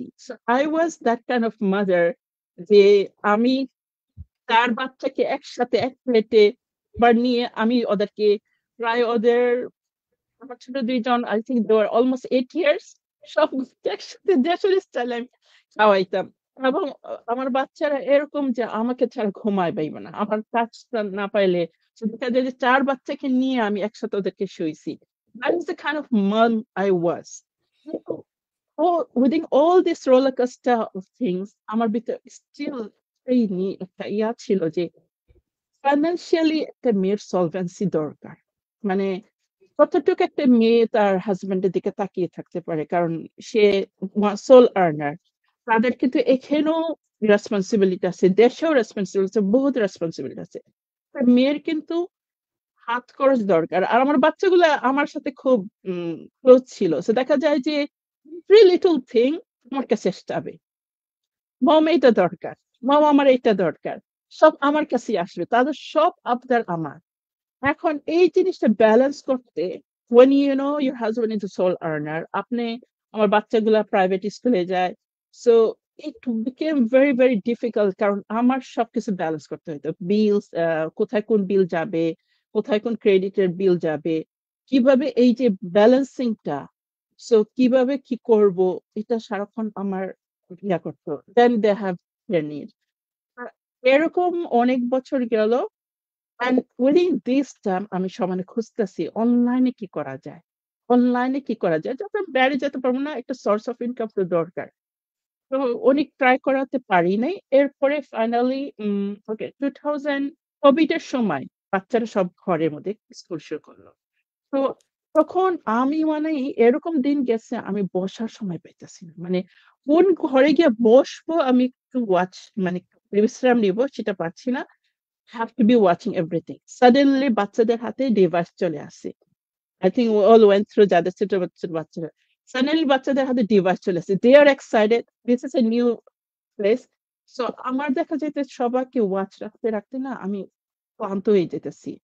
কোভিডটা চলে গেল, কিছু বাচ্চা স্কুলে যায়, কিছু বাচ্চা স্টিল হোম স্কুলিং করতেছে। এর মধ্যে না আমার কি জানি হলো, আই কোলাপস। যে কান্তা আপু যে বলতেছিল 2টা বছর তার একটা টাইম গেছে, সরি আপু 8টা বছরের কথা বলছিল। আমার সেই সময়টা চলে আসলো। 2টা বছর আমার একটা অন্ধকারের জগৎ গেল। I just don't know, I was just surviving. আমার ভিতরে কোনো ইয়াই ছিল না ফর মি টু লিভ। মানে জীবনটা কি, জীবনটা যে একটা গিফট, নতুন একটা দিন একটা গিফট, ওই জিনিসটাই ছিল না আমার। লাইক ওকে নতুন দিন শুরু হয়েছে, কোন সময় রাত হবে, কোন সময় আমি মানে আস্তে আস্তে let me just go away। বাচ্চাগুলার কেউ আমার আর ভালো লাগতেছিল না। I think it's part of depression. আমি এটা ক্লিনিক্যালি হয়নি, বাট ইভেন এই অন্ধকারের সময়ের ভিতরেও আমার একটা জিনিস মনে হচ্ছিল, আমার ভালো থাকতে হবে, আমার বাঁচতে হবে। I need something. I need to get out of this. ওখানে আল্লাহ পাক আমাকে এই বিজনেসের সন্ধান দিল আমার ছোট জার মাধ্যমে। সো আমি যখন দেখলাম, সো এখানে কয়েকটা জিনিস বলি। সোরা আপু যেমন, কান্তা আপু যেমন, কামরুন্নাহার আপু তাদের হাজবেন্ডের কথা বলছে। আমার সিনারিওটা হলো, আমি ওনাকে যদি অ্যাপ্রোচ করি, যত সুন্দরভাবে অ্যাপ্রোচ করি, is going to be a no. Now এই যে এখানে আমি কথাটা কেন আনতেছি, কারণ আমার মতো বহুত মেয়েরা আছে they are facing this. You have to know your situation, you have to know your own marital situation. আমরা এখানে বিজনেসের কারণে বলতেছি না যে আপনি যুদ্ধ লাগাই দিবেন, সেটা না। আপনার সিচুয়েশন আপনারই বুঝতে হবে, আপনি কিভাবে ট্যাকল করবেন। আমি যেহেতু জানি আমার হাজবেন্ড থেকে whether he understands it or not, no. আমি কি করছি, আমি আগে নিজেই বোঝার চেষ্টা করছি বিজনেসটা কি, আমি বোঝার চেষ্টা করছি। ওয়েবিনারটা আমি দেখছি, ওয়েবিনারটা পুরো দেখার পর এখানে ফিয়ার আমার অবশ্যই ছিল। ফিয়ারটা কি ছিল, I have been scam before. 3 days before এই বিজনেসটা করার আগে আমি একটা এরকম অ্যাড দেখে আমি ওয়াচ করতেছি। 3 hours হয়ে গেছে, আমি তাদের ওয়েবিনারই শেষ হয় না, খালি একটা পর একটা অফার আছে। তো সেটা ছিল রাইটিং, আর আই লাভ রাইটিং। তো ওটা ছিল গোস্ট রাইটিং নিয়ে। আমার জানে গোস্ট রাইটিং না, I don't know, it's to do with book writing or something. এই যে আমি আমি এটা শেষ দেখতে পারতেছি না। তারপরে 3টা ঘন্টা একটা মানুষ অ্যাডের মধ্যে পড়ে থাকে। You have to understand that মানুষের ভিতরে কতটা strong desire to change her life, আর needs to change her life. কারণ আমার লাইফ চেঞ্জ হলে তো আমার বাচ্চাগুলোর লাইফ চেঞ্জ হবে, আমার পরিবারের লাইফ চেঞ্জ হবে। একটা মানুষ যদি ভালো থাকে না, এটা ripple effect, it changes everyone around you. So ওটা পরে শেষমেশ ওই অফারটা আর পারলাম না, কারণ 3টা ঘন্টা পর আমার বাচ্চারা একদম করতেছে, বাচ্চাদের ঘুমের টাইম হয়ে গেছে, খাওয়ার টাইম কিছু করতে পারি নাই। পরে I just let go of it. 3টা দিন পরে দেখেন আল্লাহর কিভাবে আল্লাহ কি করে, 3টা দিন পরে আমি এই বিজনেসের কথা জানি। সো আমি still to this day I believe, Allah যদি আমার ডিজায়ারটা না দেখতো যে I need to lift myself out of this darkness, হয়তো এই বিজনেসটা আমার কাছে আনতোই না। আমার কারণ আমার ছোট যা, ডিসপাইট দ্য ফ্যাক্ট আমার ছোট যা, ও কিন্তু ফেব্রুয়ারি মাসে শুরু করছে, মার্চ এপ্রিল মে জুন 4টা মাস আমাকে কিছুই বলে নাই, তাই না? আল্লাহ যদি না চাইতো, হইতে পারে দেখা যেত 3 বছর হয়ে গেছে আমি জানতামই না ও বিজনেসটা করতেছে। Do you understand? আমি মনে করি আল্লাহ পাক ফিল করছে she needs it, this is the best perspective, give it to her. আল্লাহরই হুকুম যে আমি দেখে এটা রিয়েলাইজ করছি, no it is a good opportunity. আমি ওয়েবিনার দেখে 90 মিনিটস ওয়েবিনার দেখে বুঝতে পারছি এটা good opportunity. To make it sure আমি 149টা দিলাম, দেওয়ার পর সেদিন সারা রাত লাগাইয়া আমি প্রি কোচিং ভিডিওগুলো ওয়াচ করলাম। ওয়াচ করার পর যখন পরের দিন আবার ওয়াচ করলাম, নোটস নিলাম, স্ক্রিনশট নিলাম, প্রি-কোচ আমি কোচের সাথে কথা বলবো। I already decided by this time আমি করব। আমি যেটা শিওর ছিলাম না হলো ইনভেস্টমেন্ট। ইনভেস্টমেন্টটা নিয়ে আমি শিওর ছিলাম না। তারপরে আমি তনুকে জিজ্ঞেস করছি, ও বলল যে ও বলতে চায় না। বলল যে আছে ভাবি একটা ইনভেস্টমেন্ট আছে। হতো অনেক মুচড়ামুচড়ি করে শেষমেশ আমি পুশ করার পর আমাকে নাম্বারটা বলছে। ছোট একটা ইনভেস্টমেন্ট।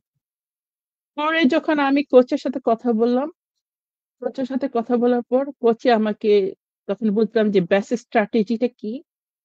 বেসিক স্ট্র্যাটেজি অবশ্যই we have a lowest investment, we have a high investment. তখন আমি চিন্তা করা শুরু করলাম আমার তো ইনভেস্টমেন্ট এত বড় আর I want to go with the basic strategy. দেখেন আমার হাজবেন্ডের সম্মতি নাই। আমার ফাইন্যান্সিয়ালি আমার হাতে মাত্র ছিল 1000 প্লাস।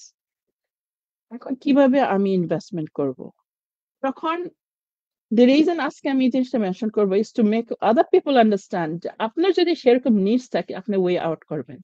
আমারও কান্তা আপুর মতো আমার ক্রেডিট স্কোর ভালো ছিল, খুব এক্সেলেন্ট, মানে টপ স্কোর ছিল, আর আমার ক্রেডিট লাইনও অনেক ভালো ছিল। কিন্তু ক্রেডিট লাইন থাকলে কি হবে? আপনার যদি কোনো ইনকাম না থাকে, মানে মান্থলি পেমেন্টের যদি ব্যবস্থা না থাকে, আপনি দিবেন কেমনি? তো সেটা কভার করার জন্য তখন আমি এই জায়গায় খুব মানে কষ্টে একটা মেয়ে কাজ করে, সেটা হলো আমার যে বিয়ের গহনা আছে সেটা টাচ করলাম। আমি এটা স্যাক্রিফাইস করলাম, আমার বিয়ের গহনা টাচ করে ইনভেস্ট করলাম, এই বিজনেসে আসলাম। আজকে 3 বছর পরে আলহামদুলিল্লাহ আমার এতটুকু 1% রিগ্রেট নাই। আমি আমি এই চিন্তাটা যখন করি আমার বিয়ের গহনা দিয়েই আমি ইনভেস্ট করছি, আমার বুক ভরে যায় আপু আপুরা, যে I did the best decision, I took the best decision. আর আমি জানি ভবিষ্যতে আল্লাহ পাক আমাকে করে দিবে, ডায়মন্ডস দিবে, নো রিগ্রেট। আমার ডায়মন্ডস তো দিবে, কিন্তু তার আগে যে আমি এই যে আপুদের মতো আপনাদের মতো মানুষ পাইছি, এটা তো তুলনা হয় না, তাই না? সো আজকে আমি কি বুঝাইতে চাইতেছি, প্রথমে প্রতিটা মেয়ের একটা সোর্স অফ ইনকাম দরকার, আইডেন্টিটি দরকার। কারণ আপনার যদি আইডেন্টিটি না থাকে, আল্লাহ পাক আমাদেরকে হাউসওয়াইফ বানাইছে, আল্লাহ পাক আমাদেরকে মা বানাইছে, অবশ্যই এটা সম্মানের একটা জিনিস। বর্তমান যুগে you have to have an identity, you must, and you also need a source of income. বিদেশের মাটিতে একটা হাজবেন্ডের ইনকাম দেওয়া হয় না, হইলেও যদি সে চালায় তার উপর অনেক জুলুম হয়ে যায়। কারণ তখন দেখা যায় কি সে নিজেকে স্যাক্রিফাইস করতেছে, কিন্তু বাচ্চাগুলো বাবাকে পাচ্ছে না, রাইট? তখন একটা মার স্টেপ আপ করতে হয়। So why do you have to wait for such a long time? Why do you have to wait? সে যখন বুড়া হয়ে যাবে তখন আপনি স্টেপ আপ করবেন। আপনি আগে থেকেই করেন, তাহলে সময় সুন্দর করে সবাই মিলে সুন্দর একটা জীবন কাটাতে পারবেন। You get to enjoy it. So first of all যারা আমাদেরকে ওয়াচ করতেছেন, আপনার নিডসটা ক্লিয়ার করেন। আপনি if you really feel you need it, then আপনার ডিসাইড করতেই হবে। আপনি আগাচ্ছেন, পিছাচ্ছেন, এখানে কি আপনি সাফার করতেছেন, মাঝখান দিয়ে সময় চলে যাচ্ছে। সময় খুব ভ্যালুয়েবল একটা টাইম। সবাই বলে টাইম হলো কারেন্সি, কারেন্সিটা চলে যাচ্ছে। Why don't you do this? আমাদের দেখতেছেন, শুনতেছেন, listen to yourself, make a decision.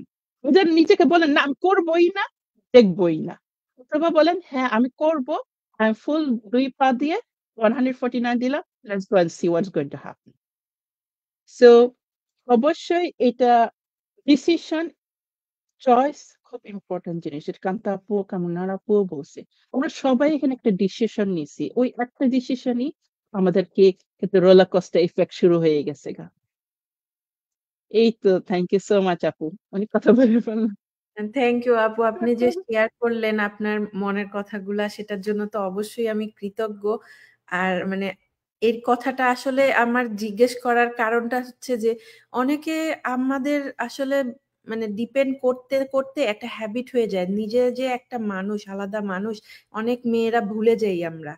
তো আমাদের এমন আছে যে আমরা অনেক পড়ালেখা করে এসেছি, আমাদের ভালো ডিগ্রি আছে, কিন্তু একটা সময় যে আমরা ফ্যামিলির পিছনে এতটাই স্যাক্রিফাইস করে দেই নিজেকে, যে আমি যে একটা মানুষ, আমি যে একটা সার্ভাইভাল মোডে চলে গিয়েছি, এখান থেকে যে আমার ফিরে আসার একটা প্রয়োজন আছে, সেটা কিন্তু শুধু যে আমার নিজের জন্যই তা না, আমার বাচ্চাদের জন্যও আমাকে নিজের একটা আইডেন্টিটি তৈরি করতে হয়।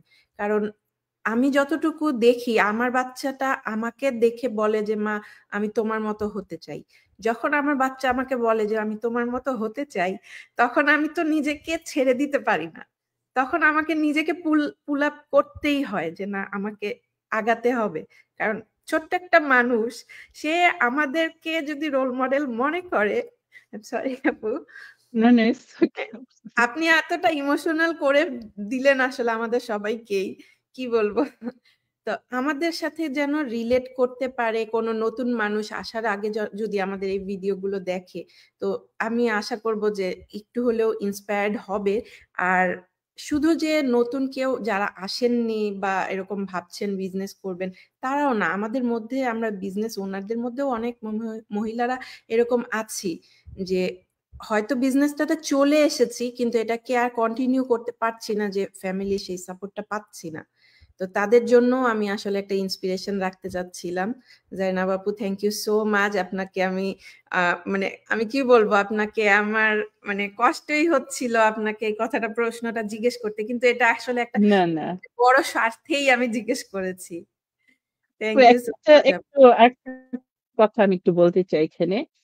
আজকে আপনি যে এই যে আমাকে আস্ক করতেছেন, এই যে আমি কামরুন্নাহার আপু, কান্তা আপু, রোকসানা আপু আপনাদের সাথে বসে কথা বলতেছি, একটা কথা আমি জাস্ট বলতে চাই যে see, some 3 years ago nobody wanted to know my story. Some 4 years ago nobody wanted to know what is Kamrunnahar's story, কারণ আপুরও স্টোরি Yeah. আছে।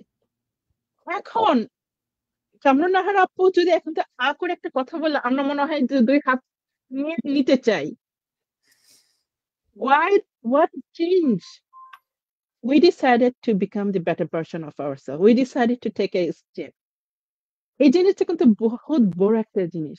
আর আস্তে আস্তে যখন আমরা আরো বিজনেসটার মধ্যে স্ট্রংলি গ্রো আপ করব, তখন দেখবেন যে আমাদের প্রতিটা কথা মানুষে ফেলবে না, শোনার জন্য পেতে থাকবে। লাইক আমাদের যে কনভেনশনে যে যে যে সেটিও তো একটা অর্ডিনারি পার্সন ছিল, কিন্তু আস্তে আস্তে কত বড় সে গেছে। এখন তার ওয়ার্ডের জন্য আমরা মানুষের টাকা thousands of dollars স্পেন্ড করে, তাই না? It is all came from one decision to change your life. অবশ্যই আমার যেমন সাইড থেকে আমার হাজবেন্ডের সাপোর্ট ছিল না, বাট ইভেন্চুয়ালি হি আন্ডারস্টুড এই জিনিসটা আমার জন্য অনেক ইম্পর্টেন্ট, আর সেটা মেনে নিতে বাধ্য হয়েছে। মানে অনেকে হাজবেন্ডরা করে, অনেকে নিজের পজিশনটা বুঝাইতে হয় না, আর এটা আমার জন্য খুব ইম্পর্টেন্ট, আমি সেটা ছাড়া সার্ভাইভ করতে পারবো না। So আমি সেটা আমার সাইড থেকে মানে বুঝাইতে পারছি যে এটা আমার জন্য ইম্পর্টেন্ট, এছাড়া আমি আর শ্বাসই নিতে পারি না, সত্যি কথা। সরি আপু, আপনার কথার মধ্যে একটু মুখ লাগাই দিলাম। না না, অবশ্যই। তো থ্যাংক ইউ সব আপুদেরকে। রোকসানা আপু, আপনি এবার ফ্লোরটা নেন। Thank you. আজকের আমাদের লাইভটা এতটাই মানে ফ্রুটফুল একটা লাইভ ছিল যে আজকের পরে হয়তো বা আমাদের ওই যে আমি শুরু থেকে যেটা বলছিলাম যে আমরা অল্পতেই ভেঙে পড়ি, অল্পতেই পিছিয়ে যাই, অল্পতেই আমরা স্টপ করে ফেলি, স্টপ হয়ে যাই। আমরা এখানে 6 জন ছিলাম, যারা 4 জন আপু কথা বললেন, তাদের শুরু থেকে আজকে 4 জন আপুই কোচ আমাদের এই বিজনেসে। আসলে কোচ পর্যন্ত যেতে হলে অনেক কিছু পার হয়েই যেতে হয়। কোচ পর্যন্ত যাওয়াটা একেবারেই বাড়ির কাছের কথা না, বা মানে ছোটখাটো কোনো কথা না। তো ওনারা সব কিছু পার করে আজকে এই বিজনেসের টপ লেভেলে আছেন, কোচের পর্যায়ে আছেন। তো ওনারা যেহেতু পেরেছেন, ওনাদেরকে দেখে আমরা এসেছি। আমিও মনে করি আমার জায়গা থেকে আমি সফল, আমি সাকসেসফুল। শেফার জায়গা থেকে আমরা সবসময়ই কথা বলি যে এরকম, যে আমরা তো সাকসেস মনে করছি, আপনারা যারা মনে করেন এরকম যে আমি কি পারবো, আমার কি হবে, আমাকে কি ঘর থেকে দিবে, ওগুলো চিন্তা এভাবে না করে জাস্ট নিজেকে প্রশ্ন করেন যে আপনি কি চান। আপনি কি আসলেই নিজের কোনো আইডেন্টিটি তৈরি করতে চান কিনা। আমার আজকে আপুদের কথা শুনতে শুনতে আসলে আমরা অনেকটা সময় পার করে ফেললাম। যেখানে আমরা বলেছিলাম 30 থেকে 40 মিনিট আমরা কথা বলবো, সেখানে আমরা 1 ঘন্টা পার করে ফেলছি। আজকে আমাদের সাথে অনেক আপু ভাইয়ারা আছেন, অনেকেই বলছেন আমাদের সাথে রিলেট করতে পারছেন, অনেকেই অনেক কমেন্ট করছেন। আমি অবশ্যই লাইভটা শেষে যখন সময় পাবো প্রত্যেকের কমেন্ট পড়বো, আশা করি কমেন্টের জবাবও দিব। তো এত বেশি কমেন্ট আছে এখন এখানে, আমি সবার নাম পড়তে গেলে আমার আরো অনেকটা সময় লাগবে। আমি যখন সুযোগ পাবো অবশ্যই পড়বো, কথা দিলাম। তো আমাদের আজকের লাইভ সবার কেমন লাগলো নিশ্চয়ই আবারও জানাবেন। আর কামরুন নাহার আপু, জয়নাব আপু, শেফা আপু, আপনাদেরকে আজকে আমাদের লাইভ নিয়ে কিংবা এমন কোনো কিছু মনে পড়ছে যে এই একটা কথা বলা উচিত আমাদের এই লাইভে? আমি একটা কথা বলতে চাই, সেটা হচ্ছে আসলে জয়নাব আপুর কথা আমি জানতাম, বাট ওনার এত মানে পেইনফুল ইয়েগুলো আমি জানতাম না। আর এই প্রসঙ্গে আমি জয়নাব আপুকে মানে অনেক বেশি সবসময় অনেক বেশি পছন্দ করি, অনেক অনার করি। আমার সেটা মনে হয় আজকে আরো বেড়ে গেল। তো এটা আমি সবাইকে বলতে চাই যে শুধু মায়েরা না, এখানে আমরা সবাই মা, শুধু মায়েরা না, বাবারাও কিন্তু স্ট্রাগল করেন। বিশেষ করে ইমিগ্রেন্ট যখন একজন বাবা, মা অথবা বাবা, তাদের স্ট্রাগলটা আসলেই যার যারটা তার মতন করে ইউনিক। তো এই জায়গাটায় আমরা তাদেরকে বলবো যে আপনারা চিন্তা করেন, আমাদের বিজনেসটা নিয়ে স্টাডি করেন। আমাদের বিজনেসটা জানতে হলে আপনার একদমই কোনো পয়সা খরচ করতে হবে না, আপনার নিজের কোনো খরচই হবে না বিজনেসটা জানার জন্য। জানেন, বুঝেন এবং তারপর ডিসিশন নেন এই বিজনেসটা আপনার জন্য কিনা। যদি আপনার জন্য হয় তাহলে অবশ্যই আপনার এই বিজনেসে আসা উচিত। আমরা যে 4 জন মা এখানে আছি, আরো 2 জন ছিলেন, ওনারা সঙ্গত কারণে ওনারা লিভ নিয়েছেন আগেই। তো এই যে মায়েরা, আমরা এত কিছু ভেতর দিয়ে আসার পরেও আমরা যদি পারি তাহলে আসলে সবাই পারবে।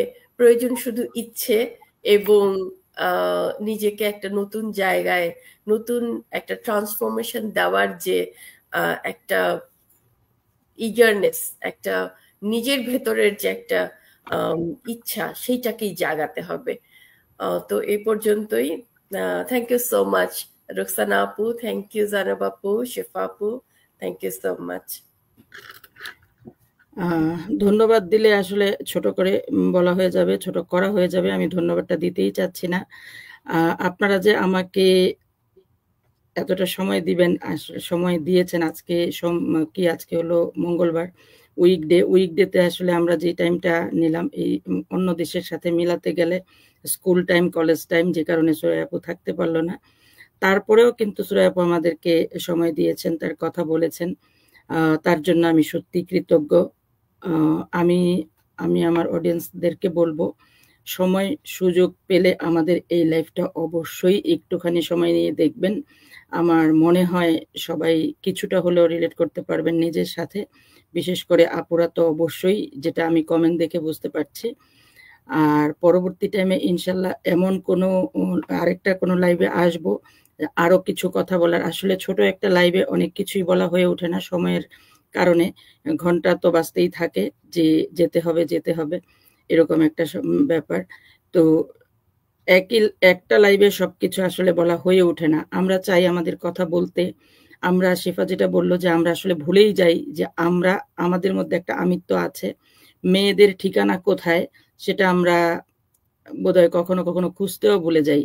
আমরা আমাদের জীবনটাকে অন্যের জন্যই উৎসর্গ করে ফেলছি বলে মনে করি। আসলে সেটা না। এখন এই মুহূর্তে থেকে একটু ভাবা উচিত যে না, আমরা আমাদেরই, আমি আমার।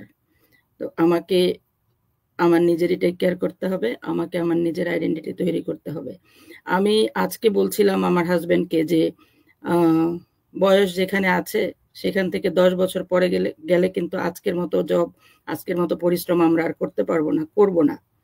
তবে সেইটা আমি মনে হয় সেই শব্দটা আর বলবো না। আমি আজকে আমার সাহেব যখন জবে যাচ্ছিলেন তখন আমি ওকে বলছিলাম যে আমি রিটায়ার্ড করব, সেটা তো অবশ্যই, আমি তোমাকেও রিটায়ার্ড করিয়ে দিব। তো এইরকম একটা কথা আমি যখন বলতে পারছি, অতএব আমার মনে হয় যে একটু ভেবে দেখা উচিত। আমরা যতগুলো আপু এতক্ষণ ধরে কথা বললাম সেটার মধ্যে নিশ্চয়ই কিছু আছে। আর আজকে আমার লাইভে কামরুন নাহার আপু সবার আজকে আমি লাইভে আপুকে প্রথম পেলাম, সেই জন্য আমাদের লাইভটা এখনই আমরা শেষ করে দিব। আজকে আমাদের আর মানে অনেকটা লম্বা সময় করে ফেললাম। পরবর্তী টাইমে হয়তো কোনো একটা লাইভে অবশ্যই আপু আসবেন এবং এরকম করেই আমরা আরেকটু কথা বলবো, যেখান থেকে আমাদের অডিয়েন্স কিছুটা উপকৃত হতে পারেন, জানতে পারেন, শুনতে পারেন আপনাদের 3 বছর 4 বছর থেকে আপনাদের জার্নি। এবং কালকে আমি তানভীর ভাইকে নিয়ে আসছিলাম। তানভীর ভাইয়ের 6 বছর ধরে এই বিজনেসটা করছেন। আমরা অনেক সময় কথাটা শুনে ফেলি যে online money scam, online money এই, অনলাইন মানি সেই। আমরা এতগুলো আপু এখানে কথা বলছি, আমরা রিয়েল পিপুল, রিয়েল বিজনেস করছি। আর রিয়েল যে বিজনেস সেটা আমাদের কনভেনশন দেখে কিছুটা বুঝতে বোধহয় অসুবিধা হয়নি, কারণ 51 years is not a joke, আর সংখ্যাটা খুব ছোট না। একটা বিজনেস যখন সাকসেসফুলি 51 বছর ধরে রান করছে, অতএব অবশ্যই এখানে ভালো কিছু আছে। আমরা পেরেছি, আপনারাও পারবেন ইনশাল্লাহ। তো আজকের মতো আমরা এখানেই শেষ করব। আমি দর্শকদের কাছ থেকে বিদায় নিয়ে আসছি। আপনারা যে যেখান থেকে দেখছেন আমাদেরকে বা পরবর্তীতে দেখবেন, সবাইকে ধন্যবাদ। আর ভালো থাকবেন, সুস্থ থাকবেন। আর কামরুন নাহার আপুর জন্য আমি একটা ফুল নিয়ে আসছিলাম শুধু, কারণ হচ্ছে আপনি আমার লাইভে আজকে আমার প্রথম লাইভে প্রথমবার আসছেন, সেজন্য শুধু আপনার জন্য। আর এটা আমি আপনাকে যেহেতু ভার্চুয়ালি দিতে পারলাম, মানে ভার্চুয়ালি দিলাম, সেজন্য এটাকে আমি নিজেই করে নিলাম। Thank you. পরবর্তী টাইমে নিশ্চয়ই দেখা হবে অন্য কোনো লাইভে। আর আপনাকে কংগ্রাচুলেশন, আপনি মনে হয় গত কয়েকদিন আগে একটা অ্যাওয়ার্ড নিয়ে আসলেন, সেটা আমার বলাই হয়ে ওঠে নাই। সবশেষে আমাদের সকলের পক্ষ থেকে আপনাকে congratulation. Thank you so much. Thank you. তো আজকের মতো আমরা এখানেই বিদায় নিচ্ছি। আল্লাহ হাফেজ, আসসালামু আলাইকুম। আসসালামু আলাইকুম। আসসালামু আলাইকুম।